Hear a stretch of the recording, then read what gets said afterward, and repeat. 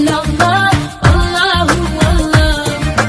ما في قلبي غير الله الله الله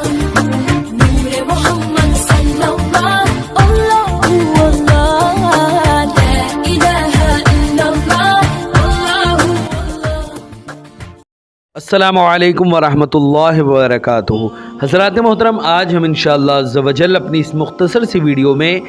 سنت نبوی کے بارے میں جانیں گے، حضور رسول اکرم صلی اللہ علیہ وسلم کی سنتوں اور حضور صلی اللہ علیہ وسلم کی سنتوں کی برکتوں کے بارے میں جانیں گے۔ حضرات محترم، جس سے کہ آپ لوگوں کو معلوم ہے کہ ہمارے اسی محمدی چینل پر ہمارا پروگرام سنت نبوی میں ہم برابر سنت نبوی حضور صلی اللہ علیہ وسلم کی سنتوں اور سنتوں کی برکتوں کو جانتے رہتے ہیں۔ اس سے پہلے ہم نے بسم اللہ اور اس کے بعد بسم اللہ کے بعد جو ہم نے جانا تھا وہ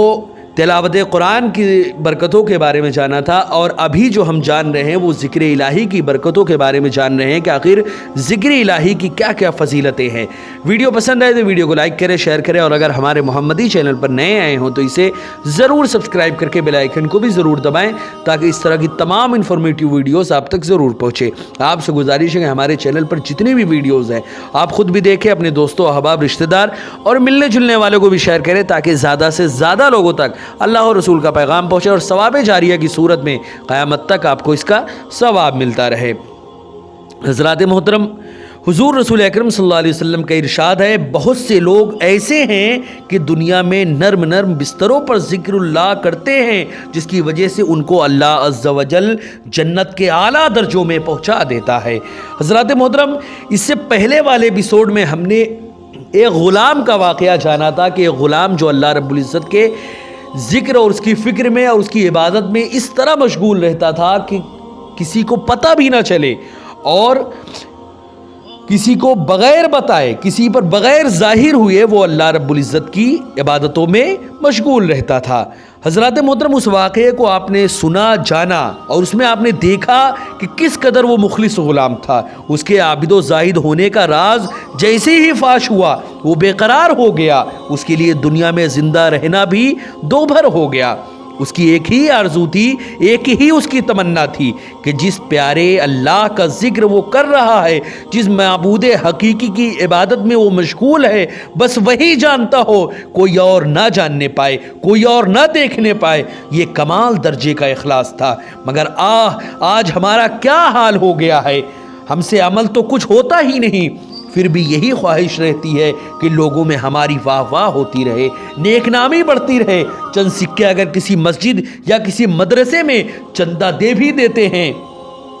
چندہ ہم نے دے بھی دیا تو یہ خواہش ہوتی ہے، بلکہ یہ مطالبہ ہوتا ہے کہ ہمارا نام لے کر دعا کرتی جائے۔ اپنے ضمیر سے پوچھئے کہ کہیں یہ نفس کی کوئی چال تو نہیں، یہ مطالبہ اس لیے تو نہیں ہو رہا کہ لوگوں کو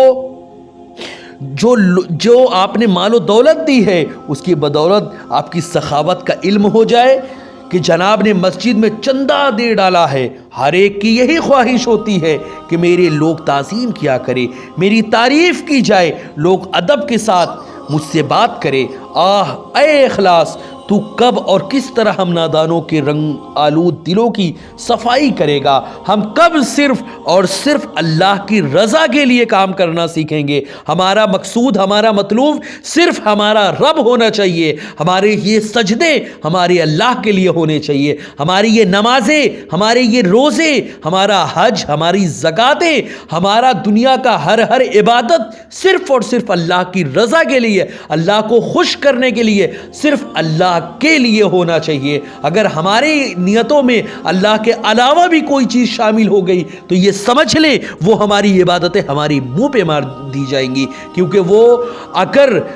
بدنی عبادتوں کی صورت میں ہم نماز پڑھ رہے ہیں، روزے رکھ رہے ہیں، لوگوں کو جتا رہے ہیں، لوگوں کو دکھا رہے ہیں، تو یہ تمام کی تمام چیزوں میں ریا شامل ہو جاتا ہے، اور جب ریا شامل ہو جاتا ہے تو ہماری کوئی بھی عبادت ہو وہ ہمارے منہ پہ مار دی جاتی ہے۔ اور ریا بھی ایک باریک قسم کا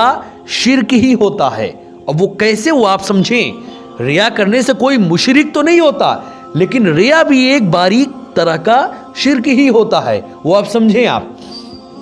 عبادت آخر کس کے لیے ہوتی ہے؟ اللہ کے لیے۔ لیکن اگر آپ اللہ کو دکھانے کے بجائے لوگوں کو دکھانے کے لیے عبادت کرنے لگے تو گویا آپ نے جو ہمارا معبود ہے اللہ، ہم اس کے لیے یہ کام کر رہے ہیں اور ہم اس کے لیے نہ کر کے کسی اور کو دکھانے کے لیے یہ کام کرے تو یہ ہم نے اللہ کے ساتھ، اس معبود کے ساتھ کسی اور کو بھی شریک کر لیا۔ یہ بھی ایک طرح کا شرک ہی ہے۔ یہ اگرچہ وہ والا شرک نہیں جس سے انسان مشرک ہو جاتا ہے، لیکن یہ بھی ایک طرح کا شرک ہی ہے، اور یہ بھی اللہ رب العزت کی بارگاہ میں نہایت ہی مذموم ہے۔ ہمارے تمام اعمال ہمارے اس سے منہ پر مار دیے جاتے ہیں، کوئی بھی ہمارا عمل اللہ کی بارگاہ میں قبول نہیں ہوتا۔ نہ جنت کی طلب ہو، نہ دوزخ کا خوف ہو، نہ ثواب کی نیت ہو، نہ ہی کوئی اور شے ہو۔ ہمارا مقصود بھی ہمارا رب ہو، ہمارا مطلوب بھی ہمارا رب ہو، ہم اس دنیا میں جو آئے ہیں وہ بھی ہم اپنے رب کے لیے ہوں، اور اس دنیا سے جائیں وہ بھی اپنے رب کے لیے ہوں۔ لائی حیات آئے قضا لے چلی چلے، اپنی خوشی نہ آئے نہ اپنی خوشی چلے۔ ہماری خوشی یہ ہے کہ ہم لوگوں کو دکھائیں، ہم لوگوں کو جتائیں، لوگ ہمارے تعریف کریں، یہ ہماری خوشی ہے، لیکن یہ اپنی خوشی نہیں، اللہ کی خوشی چلنی چاہیے۔ اخلاص ہمارے اعمال میں ہونا چاہیے کہ ہمارا ہر عمل صرف اور صرف اللہ کی رضا کے لیے ہونا چاہیے۔ ہمارا دل یہ گواہی دے کہ میری جو بھی عبادتیں ہیں مولا وہ صرف تیرے لیے ہے، صرف تیرے لیے۔ انسان اپنے دل و روح اس کی ایک گواہی دے انسانوں کی کہ میری زندگی کا مقصد تیری دی کی سرفرازی مولا، میری واہ واہی، میری ناموری، میری کوئی بھی شے میری نہیں، میری زندگی کا مقصد صرف تیری دی کی سرفرازی۔ میں اسی لیے مسلمان، میں اسی لیے نمازی، میں مسلمان بھی ہوں تو صرف اور صرف تجھے خوش کرنے کے لیے، میں نمازی بھی ہوں تو لوگوں کو دکھانے کے لیے نہیں مولا، صرف اور صرف تیرے لیے۔ اگر ہماری یہ خواہش ہے کہ ہم جنت میں جانے والے اعمال کریں اور اس سے جنت میں جائیں تو اس میں اللہ کا کہاں تصور ہے؟ اللہ کو آپ مین اپنے سامنے رکھیں کہ ہم یہ تمام اعمال اللہ کے لیے کر رہے ہیں، جس سے اللہ بھی خوش ہوگا، جنت میں بھی آپ جائیں گے۔ اور اگر جہنم کے خوف سے آپ اعمال کر رہے ہیں کہ کہیں اللہ مجھے جہنم میں نہ ڈال دے، قبر کے عذاب میں نہ مبتلا کر دے، تو یہ بھی ایک سودے بازی ہے، آپ اپنے فائدے کے لیے کام کر رہے ہیں۔ اس میں بھی اللہ کی رضا، اللہ کے لیے آپ کام کریں، اللہ آپ کو جہنم سے بھی نجات دے دے گا، اللہ آپ کو قبر کے عذاب سے بھی نجات دے دے گا، اور اپنے محبوب بندوں میں شامل کر کے آپ کو وہ مقام عطا فرمائے گا جو آپ کے وہم و گما سے بھی بہت بالا تر ہے۔ حضرات محترم، اسی لیے ہمیشہ ہم کب صرف اور صرف اللہ کی رضا کے لیے کام کرنا سیکھیں گے، ہماری میں کب نابود ہوگی، شہرت و نیک نامی کی خواہش آخر کب ختم ہوگی، یہی چیز ہمیں اپنے دل سے پوچھنا چاہیے۔ حضرات محترم،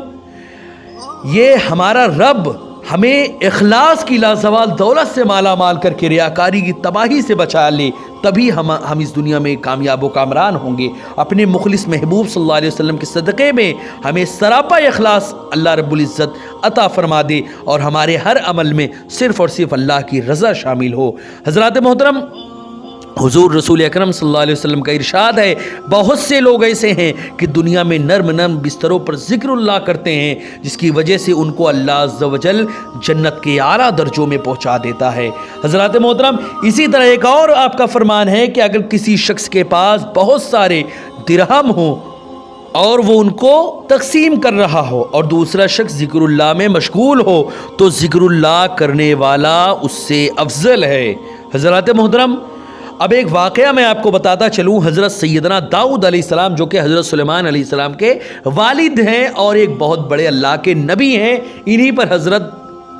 داؤد علیہ السلام پر ہی اللہ رب العزت نے زبور شریف کو نازل فرمایا ہے۔ حضرات محترم، حضرت سیدنا داؤد علیہ السلام نے اللہ عز و جل کی جناب میں یہ دعا مانگی، اے اللہ، جب بھی تو مجھے دیکھے کہ میں تیرا ذکر کرنے والوں کی مجلس کو چھوڑ کر غافلوں کی محفل میں جا رہا ہوں، تو میرے پاؤں توڑ دے تاکہ غافلوں تک میں پہنچ ہی نہ سکوں، اسی لیے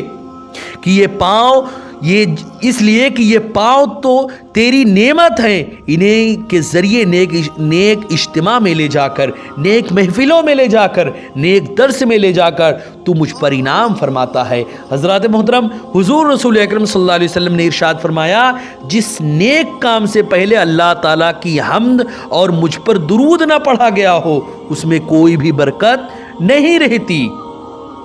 حضرات محترم،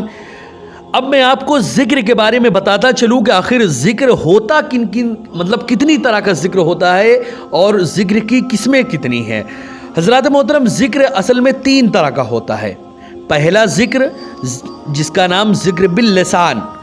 دوسرا ذکر بالقلب اور تیسرا ذکر بالجوارح۔ اب یہ تینوں کی ڈیفینیشن کیا ہے، تینوں کے مطلب اور مفہوم کیا ہے وہ آپ سمجھیں۔ ذکر باللسان کا مطلب یعنی زبان سے ذکر کرنا، سے مراد اللہ کی تسبیح، تقدیس، ثنا وغیرہ بیان کرنا، خطبہ، توبہ، استغفار، دعا وغیرہ کا بھی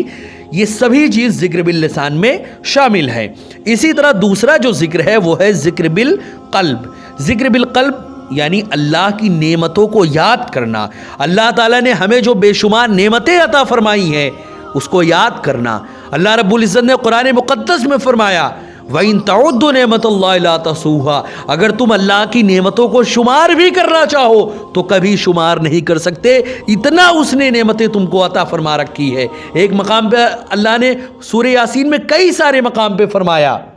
فَبِأَيِّ آلَاءِ رَبِّكُمَا تُكَذِّبَانِ۔ سورہ یاسین نہیں بلکہ سورہ رحمان میں اللہ نے کئی سارے مقام پہ فرمایا، فَبِأَيِّ آلَاءِ رَبِّكُمَا تُكَذِّبَانِ، کہ آخر تم اللہ کی کون کون سی نعمتوں کو جھٹلاؤ گے۔ اتنی ساری نعمتیں اللہ رب العزت نے انسان کو عطا کی ہے کہ اگر ان کو انسان احاطہ کرنا چاہے، گننا چاہے تو کبھی بھی شمار نہیں کر سکتا۔ اسی کو ذکر بالقلب یعنی اللہ کی نعمتوں کو یاد کرنا، اس کی عظمت و کبریائی اور اس کے دلائل قدرت میں غور کرنا، علماء کا استنباط و مسائل یعنی قرآن و حدیث سے مسائل اخذ کرنا میں یعنی ان تمام چیزوں میں غور کرنا بھی اس میں داخل ہے۔ اسی طرح اللہ کا جو تیسرا ذکر ہے وہ ہے ذکر بالجوارح۔ اس ذکر کا مطلب یہ ہوتا ہے کہ اللہ عز و جل کی عظمت و جلال میں غور کرے، اس کی جبروت و ملکوت یعنی عظمت و سلطنت میں محو فکر ہو، اور زمین و آسمان میں اللہ عز و جل نے اپنی ذات و صفات پر جو نشانیاں قائم کی ہیں ان نشانیوں کو تلاش کرے، اس نشان پر پہنچ کر صاحب نشان یعنی اللہ عز و جل کو یاد کرے۔ مثلا درندوں کی چیرہ دستی یعنی قوت و ہیبت کو دیکھ کر اللہ عز و جل کی قہر و غضب کو یاد کرے، اولاد پر ماں باپ کی شفقت کو دیکھ کر اللہ عز و جل کی رحمت کو یاد کرے، اور بلند و بالا پہاڑوں کو دیکھ کر اللہ عز و جل کی عظمت و ہیبت کو یاد کرے، وسیع و محیط آسمانوں کی پہنائی کو دیکھ کر اللہ عز و جل کی عظمت کو یاد کرے۔ یہ سورج کا روز ایک ہی سمت سے نکلنا اور ایک ہی سمت میں ڈوبنا، ان تمام چیزوں میں غور و فکر کرے، اللہ عز و جل ان تمام چیزوں میں اللہ عز و جل کی قدرت کے بارے میں غور و فکر کرے کہ آخر اللہ عز و جل کتنی بڑی شان والا ہے۔ آخر ایسا کیوں نہیں ہوتا کہ سورج جدھر سے روز نکلتا ہے ادھر ڈوبنے لگے اور جدھر سے روز ڈوبتا ہے ادھر سے نکلنے لگے؟ ایسا کیوں نہیں ہوتا؟ کیونکہ کوئی ذات ہے جو یہ تمام کے تمام کاموں کو اپنے اس پر کر رہی ہے جس پر وہ ہمیشہ ہوتا آیا ہے، وہی ذات ہماری رب ہے، اور ہمارا رب ہی ہے جو سورج کو روز مشرق سے نکال کر مغرب میں ڈوباتا ہے، اور یہ جو ساری چیزیں آسمانوں کا اپنی جگہ پہ، تاروں کو اپنی جگہ پہ ٹمٹمانا، آسمان کا اپنی جگہ پر، زمین کو اپنی جگہ پر، اور ہواؤں کا چلنا، جھرنوں کا بہنا، یہ تمام کی تمام چیزیں اللہ رب العزت کی قدرت میں شامل ہے، اور اللہ رب العزت کے حکم سے یہ ساری چیزیں ہوتی رہتی ہیں۔ حضرات محترم، جب آدمی سونے کے لیے اپنے بستر پر آتا ہے تو فوراً فرشتہ اور شیطان اس کے پاس آتے ہیں۔ فرشتہ کہتا ہے اپنا عمل بھلائی پر ختم کر، شیطان کہتا ہے برائی پر ختم کر۔ پھر اگر وہ ذکر اللہ کر کے سو جاتا ہے تو فرشتہ رات بھر اس کی حفاظت کرتا ہے، اگر چارپائی سے گر کر مر گیا تو جنت میں جائے گا۔ اللہ عز و جل قرآن عظیم میں ارشاد فرماتا ہے، فَاذْكُرُونِي أَذْكُرْكُمْ، تم مجھے یاد کرو میں تم کو یاد کروں گا۔ اللہ عز و جل اپنے ذاکر بندوں کو کس طرح یاد فرماتا ہے اس کی تفصیل حدیث پاک میں کچھ یوں ہے، حضرت ابو ہریرہ سے مروی کہ حضور رسول اکرم صلی اللہ علیہ وسلم نے فرمایا اللہ تبارک و تعالی ارشاد فرماتا ہے میرے متعلق میرا بندہ جو گمان رکھتا ہے میں اس کے لیے ایسا ہی ہوتا ہوں اور میں اس کے ساتھ ہوتا ہوں جب وہ مجھے یاد کرتا ہے. اگر وہ مجھے اپنے دل میں یاد کرتا ہے تو میں اس کو اپنے جی میں یاد کرتا ہوں. اگر وہ مجھے کسی جماعت میں یاد کرے تو میں اسے ایسی جماعت میں یاد کرتا ہوں جو ان سے بہتر جماعت ہے. سبحان اللہ. اللہ تعالیٰ جس خوش نصیب کو یاد کرے وہ بھی بہتر جماعت یعنی فرشتوں کے گروہ میں یقیناً اس کے لیے دنیا و آخرت دونوں ہی سنور جائیں گے. حضرات محترم یہ ذکر الہی کے بارے میں چند باتیں تھیں, چند احادیث اور اولیاء کرام کے چند واقعات تھے جو ابھی آپ نے سماعت کیے. انشاءاللہ عز و جل سنت نبوی کے ہمارے اس پروگرام میں نیکسٹ ایپیسوڈ میں مزید ہم ایسے باتیں جانیں گے اللہ رب العزت کے رسول صلی اللہ علیہ وسلم کی جس سے ہمارے علم, عمل اور ایمان تینوں میں ہی اللہ رب العزت اضافہ فرمائے گا. ویڈیو پسند ہے تو ویڈیو کو لائک کریں, شیئر کریں اور اگر ہمارے محمدی چینل پر نئے آئے ہوں تو اسے ضرور سبسکرائب کر کے بیل آئیکن کو بھی ضرور دبائیں. السلام علیکم ورحمۃ اللہ وبرکاتہ.